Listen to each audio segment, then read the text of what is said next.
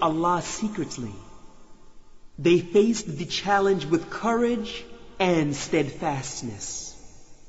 All means to make them abandon their faith were no avail. The torture they received at the hands of the pagans did not succeed in making them even say one word against their faith. Some of them were even killed under torture.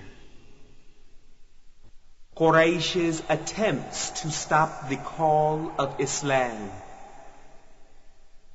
The chiefs of the Quraysh were furious to see Islam spread among people. In the beginning, they tried their best to make the followers of Islam recant. When they could not force the believers to give up their faith, they began accusing the Prophet ﷺ of things that they themselves knew were untrue. They alleged that Muhammad ﷺ was a magician or a liar, although they themselves used to call him the trustworthy. Why are you lying to the people, Muhammad? Come back to your gods and give up that magic. The man is going crazy. I don't know what's happened to him.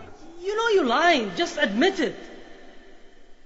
However, all their attempts were of no avail. They followed another direction. His uncle began negotiating with the Prophet ﷺ and tried to reach a compromise. They told the Prophet ﷺ that they would make him a king or give him all the money he might ask for. However, the Prophet ﷺ rejected all of their worldly proposals and continued preaching the message of Islam to all humanity. Background.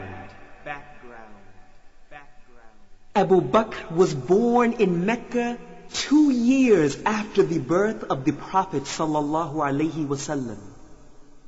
His parents belonged to a clan called Banu Taym, a branch from the Quraysh tribe. The boy was brought up in an environment characterized by excellence of chivalry, generosity, and manliness. In the period before Islam, this clan was assigned a function that made it well established within Meccan society. Blood money in murder cases was referred to Abu Bakr's father, who in turn assigned the job to his son.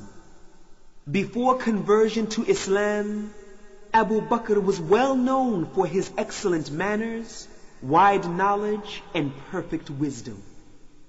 He was consulted on important matters, and his decision was always final. He was even considered the greatest authority of his day on matters related to relations among clans and tribes.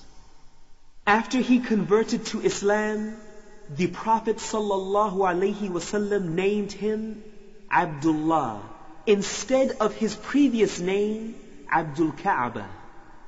He was popularly known among people as Abu Bakr, followed by a quality that most companions of the Prophet ﷺ confirmed it was given to him by Allah through the Prophet ﷺ.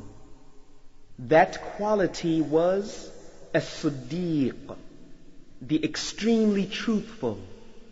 He was also given another quality by the Prophet ﷺ, which was Al-Atiq, the liberated from the hellfire.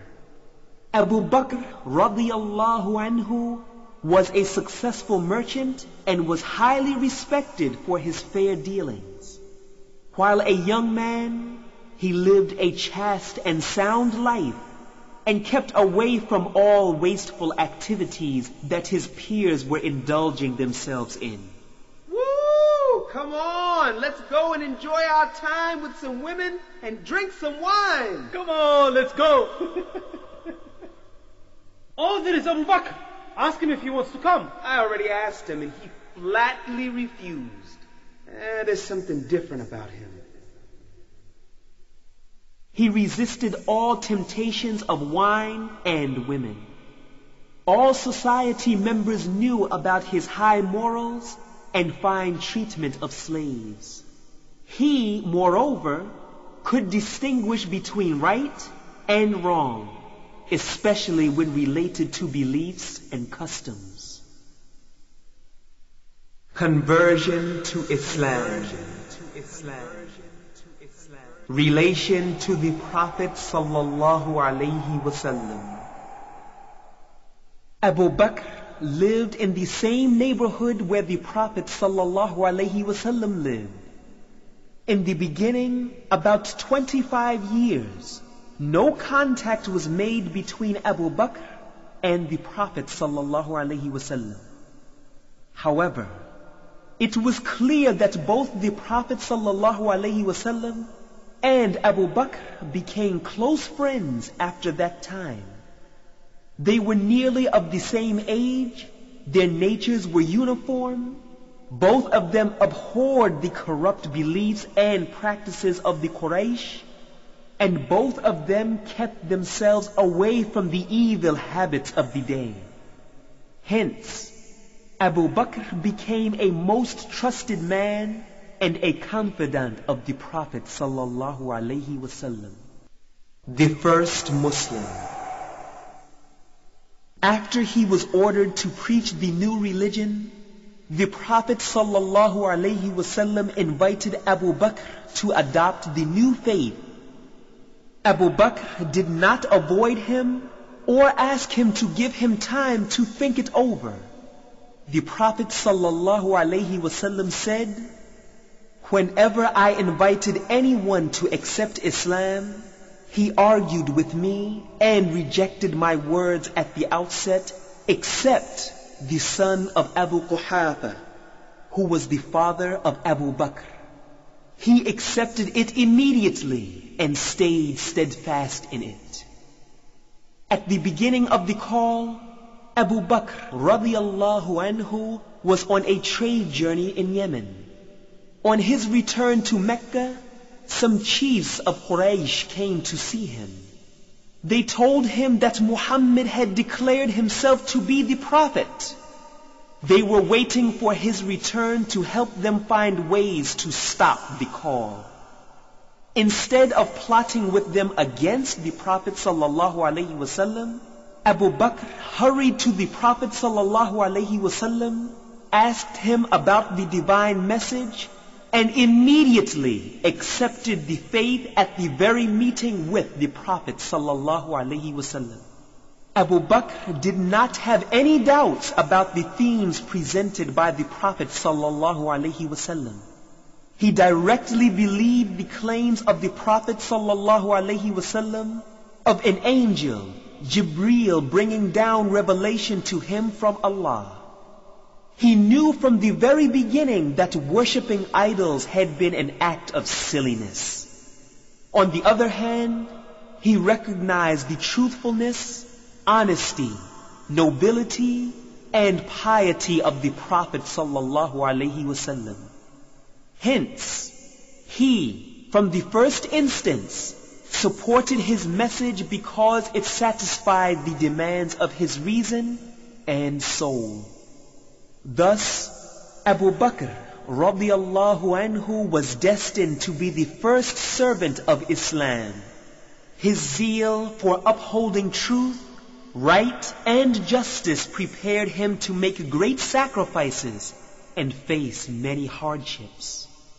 Moreover, his approach in convincing others to the truth of Islam brought so many to the fold of Islam. He used up his wealth to free slaves who converted to Islam, to save them from the agonies and oppression which the Quraysh inflicted on them. 5, 6, 7, 8. Okay, Abu Bakr, you just bought yourself a slave. Hey, what are you doing? You're letting him go? Alhamdulillah, may Allah reward you, Ya Abu Bakr. Alhamdulillah. You just paid all this money for this slave and you're letting him go? Are you crazy?